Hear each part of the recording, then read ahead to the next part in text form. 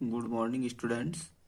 पिछले वीडियो में अपन ने फाइबर प्लांट्स के बारे में पढ़ा था, जिसके अंदर अपन ने कॉटन और जूट के बारे में पढ़ा था। आज के अपन इस वीडियो के अंदर नए टॉपिक के बारे में डिस्कस करेंगे, जिसमें अपन ऑयल यील्डिंग प्लांट्स के बारे में पढ़ेंगे, यानी कि तेल उत्पादक पादप। ऐसे पादप जिनके बीजों से या जिनके कायिक भाग से तेल प्राप्त होता है, उन्हें तेल उत्पादक पादप या वनस्पतिक तेल देने वाले पादप कहते हैं। जनरली जो ऑयल है वो कार्बन, हाइड्रोजन और ऑक्सीजन के कंपाउंड होते हैं, यानी कि यौगिक होते हैं। तो ऑयल किसके बने होते हैं? कार्बन, हाइड्रोजन और ऑक्सीजन के यौगिकों से मिलकर बने होते हैं। ऑयल है जो ज्वलनशील प्रकृति का होता है और सामान्य ताप पर ये द्रव अवस्था में रहता है, तथा जल में है जो अघुलनशील होता है। पादपों से प्राप्त जो तेल होता है वो वनस्पतिक तेल या वेजिटेबल ऑयल्स कहलाता है। वेजिटेबल ऑयल्स को उनके नेचर के आधार पर दो वर्गों में डिवाइड किया गया है। वाष्पशील तेल या सुगंध तेल, जिसको अपन वोलाटाइल ऑयल या इसेंशियल्स ऑयल कहते हैं, और दूसरा है जो अवाष्पशील तेल या वसीय तेल, नॉन वोलेटाइल ऑयल्स और फैटी ऑयल्स। तो अपन सबसे पहले पढ़ते हैं वाष्पशील तेल के बारे में। वाष्पशील तेल है जो बेंजीन, टर्पीन और अन्य हाइड्रोकार्बन यौगिकों से व्युत्पन्न होते हैं, और इनमें जो कार्बन परमाणु होते हैं वो 20 से कम होते हैं, और ये तेल है जो वायु के संपर्क में आते ही इनका वाष्पीकरण हो जाता है, इसलिए इनको वाष्पशील तेल या वोलेटाइल ऑयल नाम दिया गया है। इनमें है जो विशिष्ट एरोमेटिक गंध पाई जाती हैं। एरोमेटिक के बारे में आप जानते ही होंगे कि जो कार्बन श्रृंखला होती है वो एक चक्र के रूप में पाई जाती है, उसको बोलते हैं अपन एरोमेटिक। और इस प्रकार के वाष्पशील तेल हैं जो एंजियोस्पर्म के 60 फैमिली के प्लांट्स के अंदर पाए जाते हैं, जैसे लेमिएसिए, रूटेसिए, एपिएसिए, एस्टेरेसिए, लोरेसिए, फेबेसिए और पोएसी। इन कुलों के अंदर जो सीड प्राप्त होते हैं उनके अंदर है जो वाष्पशील तेल होता है। अब जो वाष्पशील तेल है उनका यूजेज जो इत्र बनाने में, साबुन बनाने में या अन्य सौंदर्य प्रसाधन सामग्री बनाने में, वो औषधियों में भी इनका यूज किया जाता है। वाष्पशील तेल है जो पौधे के पुष्पीय अंगों के अलावा छाल, पत्ती, बीज में भी उपस्थित रहते हैं। अवाष्पशील तेल, जिन्हें अपन वसीय तेल या फैटी ऑयल्स भी कह सकते हैं, ये जो केमिकली या रासायनिक दृष्टि से जटिल कार्बनिक वसीय अम्लों के ट्राइग्लिसराइड होते हैं। ट्राइग्लिसराइड का मतलब होता है ये वसीय अम्लों के एस्टीकृत होते हैं, यानी कि उनके एस्टीकरण के द्वारा ये बनते हैं। इन्हें स्थिर तेल भी कहा जाता है, क्योंकि ये वायु के कांटेक्ट में आते आते हैं तो भी इनका वाष्पन नहीं होता है, और शुद्ध अवस्था में इनमें कोई गंध नहीं पाई जाती है। ये जल में तो अघुलनशील होते हैं, परंतु कार्बनिक विलायक जैसे बेंजीन है, ईथर है, उनके अंदर ये घुलनशील होते हैं। ये पादपों के अंदर संजीव भोजन या स्टोरेज फूड के रूप में पाए जाते हैं। अवाष्पशील तेल का जो मेन सोर्स है या प्रमुख स्रोत है वो है सीड, और इसके अलावा ये फल, कंद और स्तंभ के अंदर भी पाए जाते हैं। अब अपन पढ़ते हैं वनस्पति तेल किन किन प्लांट से प्राप्त होता है। तो अपन के जो सिलेबस में दे रखा है वो ग्राउंडनट या मूंगफली है, तो मूंगफली के प्लांट्स के बारे में अपन पढ़ते हैं। तो मूंगफली का जो बॉटनिकल नेम होता है वो अरेकिज हाइपोजिया है, जिसमें अरेकिज तो जीनस है और हाइपोजिया है जो इसकी स्पीसीज है, और इसकी जो फैमिली है वो लेग्यूमिनेसी या फेबेसी है, और इसकी जो सब फैमिली है वो पेप्लियोनॉइडी हैं। आपने 12th क्लास के अंदर भी पढ़ा होगा या 11th क्लास के अंदर भी पढ़ा होगा, जो लेग्यूमिनेसी फैमिली होती है या फेबेसी फैमिली होती है, इनको 3 सब फैमिली के अंदर डिवाइड किया गया है, जिसमें सिजेलपिनोइडी, मिमोसोइडी और तीसरी जो सब फैमिली हुआ पेपिली लियोनॉइडी हैं। तो जो मूंगफली है या जो ग्राउंडनट है उसको है जो कौन सी सब फैमिली के अंदर रखा गया है, पैपिलियोनॉइडी के अंदर रखा गया है। अब जो मूंगफली है वो ब्राजील की मूल निवासी है, यानी कि नेटिव टू ब्राजील। कहाँ की मूल निवासी है, ब्राजील की है। और इसको ट्रॉपिकल और टेम्परेट रीजन के अंदर है जो कल्टीवेटेड किया जाता है। ग्राउंडनट को कौन कौन सी कंट्रीज के अंदर कल्टीवेटेड किया जाता है, तो ब्राजील है, अफ्रीका है, इंडिया, चाइना है, America, Sudan, Senegal, Nigeria, south Africa और इंडोनेशिया के अंदर इसका कल्टीवेशन किया जाता है। इंडिया है जो मूंगफली का सबसे बड़ा उत्पादक देश है। और इंडिया के अंदर मूंगफली की जो खेती है गुजरात, महाराष्ट्र, आंध्र प्रदेश, कर्नाटक, तमिलनाडु, यूपी, एमपी, पंजाब और राजस्थान में की जाती है। मूंगफली के जो बॉटनिकल कैरेक्टर पढ़े तो मूंगफली का जो प्लांट होता है वो एक वर्षीय शाकीय पौधा होता है और जिसकी हाइट 0.3 से लेकर 0.6 मीटर होती है, यानी कि ये 30 से लेकर 60 सेंटीमीटर तक इसकी हाइट होती है। इसका जो स्टेम होता है वो इरेक्ट या सयान होता है, यानी कि उधर्व या सयान या प्रोस्टेट रहता है। और इसकी ब्रांचेज है वो क्रीपिंग टाइप की होती है। क्रीपिंग का मतलब होता है जमीन के ऊपर लेटी रहती हैं। और इसकी जो पत्तियां हैं वो स्टिप्यूलेट होती हैं, पिनेटली कंपाउंड होती हैं और क्वाड्रिफोलिएट यानी कि चतुष्पर्णीय होती हैं। इसका फ्लावर है जो येलो कलर का होता है और सेसाइल होता है, यानी कि इसके अंदर है जो वृंत एब्सेंट होता है। और जो कक्षीय शाखाएं होती हैं उन पर ये या तो एकल या 2 से 4 ग्रुप में है जो विकसित होते हैं। फर्टिलाइजेशन होने के बाद में पुष्पीय शाखाएं हैं जो जमीन के अंदर घुस जाती हैं। तो इनके अंदर जो बनने वाला फल होता है वो अंतर्भूमिक होता है, यानी कि भूमि के या जमीन के अंदर बनता है।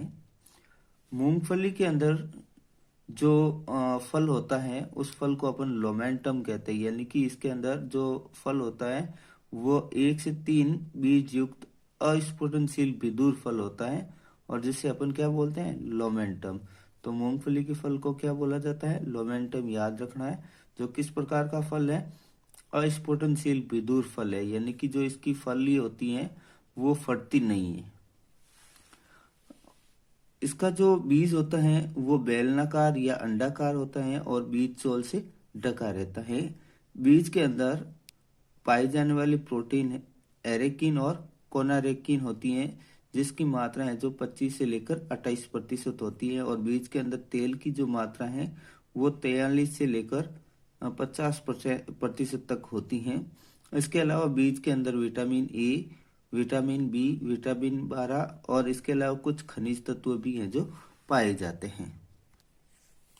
मूंगफली के पौधे के कल्टीवेशन के लिए कैसी जलवायु होनी चाहिए, तो अपन इसके जलवायु और कल्टीवेशन के बारे में पढ़ते हैं। तो मूंगफली के प्लांट के कल्टीवेशन के लिए जो ट्रॉपिकल क्लाइमेट या गर्म जलवायु की आवश्यकता रहती है और ऐसी जलवायु का तापमान है वो 27 से लेकर 30 डिग्री सेंटीग्रेड होना चाहिए और वहाँ की वार्षिक वर्षा है जो 50 से लेकर 125 सेंटीमीटर होनी चाहिए।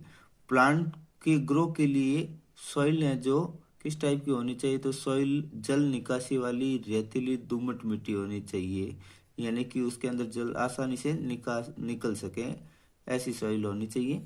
अब इसका कल्टीवेशन देखें तो जनरली मूंगफली को है जो खरीफ की फसल के रूप में बोया जाता है। तो इसकी बुआई से पहले खेत की जुताई की जाती है जो 3 से 4 बार हल चलाकर की जाती है। और इसकी बुआई है जो अप्रैल से लेकर जुलाई माह के बीच में की जाती है। बुआई के लिए अपन एक बीज युक्त फली का सीधे यूज कर सकते हैं। जनरली जो मूंगफली की खेती होती है उसके लिए खाद की आवश्यकता कम रहती है, परंतु अपन इसके अंदर पोटास और सल्फेट डाल सकते हैं जो इसकी ग्रोथ के लिए लाभदायक होते हैं। इसकी जब प्लांट जर्मिनेट हो जाते हैं तो इसकी निराई और गुड़ाई है जो फसल के प्रारंभिक काल में ही कर देते हैं। अब जो फसल का मैच्योरेशन टाइम होता है या परिपक्वन समय, उसमें 4 से 5 माह यानी कि 120 से लेकर 130-35 दिन लगते हैं। जब फसल मैच्योर हो जाती हैं तो इसकी जो पॉड या फ्रूट होते हैं वो पीले पड़ जाते हैं, पत्तियां जड़ने लग जाती हैं, उस समय इसकी कटाई शुरू की जाती है। तो पूरे वर्ल्ड के अंदर है जो मूंगफली की कटाई है जो हाथों से की जाती है।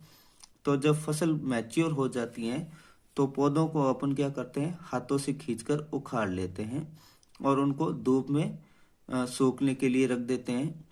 कुछ जो इसके फ्रूट्स होते हैं वो जमीन के अंदर ही रह जाते हैं, तो जमीन को खोदकर उन फ्रूट्स को या उनकी फलियों को बाहर निकाल देते हैं। और जब इनको धूप के अंदर सुखा दिया जाता है तो सूखने के बाद फलियों को तोड़कर उनको स्टोरेज कर लिया जाता है।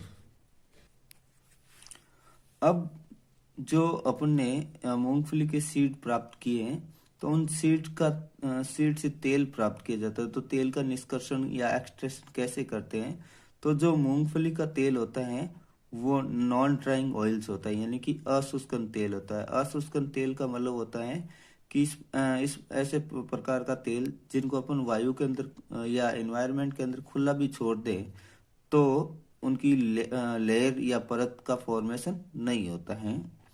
तो मूंगफली के बीज में जो तेल की मात्रा होती है वो 40 से 50% होती है, और जो तेल का निष्कर्षण है हाइड्रोलिक प्रेशर द्वारा किया जाता है, और तेल है जो सुनहरे और पीले रंग का होता है। अब जो मूंगफली का ऑयल होता है उसके अंदर कौन कौन से कंपोनेंट होते हैं, तो इसके अंदर पाए जाने वाले मेन फैटी एसिड्स में ओलिक एसिड है जो 56% पाया जाता है, लिनोलेनिक एसिड है जो 25% पाया जाता है, पामेटिक एसिड है जो 6 से लेकर 12% तक पाया जाता है। इसके अलावा अल्प मात्रा में जो स्टेरिक एसिड और अरेकिडिक एसिड है जो पाए जाते हैं। फैटी एसिड के अलावा मूंगफली के तेल के अंदर फॉस्फोरस है। इसके अलावा कुछ विटामिन जैसे थायमीन, राइबोफ्लेविन, नियासिन ये भी पाए जाते हैं। मूंगफली की जो इम्प्रूव्ड वेराइटीज होती हैं उनको मूंगफली की जो इम्प्रूव्ड वेराइटी या किस्में हैं वो 2 प्रकार की होती है। एक तो गुच्छ प्रकार की उन्नत किस्में और दूसरी होती है फैलने वाली उन्नत किस्में। गुच्छ प्रकार की उन्नत किस्मों का मतलब होता है इस प्रकार की किस्में जो गुच्छे के अंदर डेवलप होती है। और इनमें से कौन कौन सी वेराइटी, जैसे ICGS, JL24, ICAS44, M13, M335, VR first and VR second, ये है जो गुच्छ प्रकार की उन्नत किस्में हैं। अब फैलने वाली जो उन्नत किस्में है, तो फैलने वाली से मतलब होता है जो ग्राउंड नट का प्लांट होता है वो जमीन पर फैला रहता है। तो इसकी वैरायटी है जो कादरी थर्ड है, Qadri 71, RSB87, TMV10, ALR first, Kaushal Chandra व चित्र है। राजस्थान के अंदर ली जाने वाली इम्प्रूव्ड वेराइटीज में से RSB87, M13, Chandra, RS first, Chitra, RG141, JL24 and AK12 and 24 ये जो राजस्थान में यूजेज ली जाती हैं।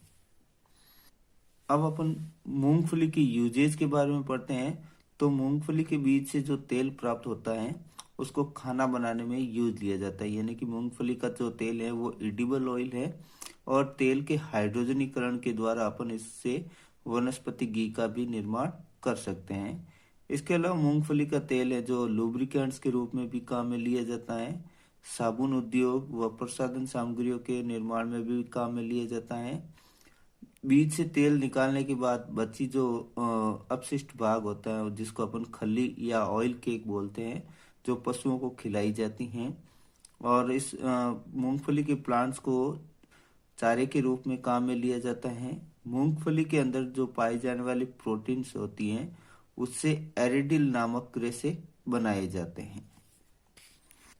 अब अपन मूंगफली के अंदर प्रोड्यूस होने वाले डिजीज के बारे में पढ़ते हैं। तो सबसे फेमस डिजीज है जो टिक्का डिजीज है, और टिक्का डिजीज है जो सर्कोस्पोरा पर्सोनेटा के कारण होती हैं।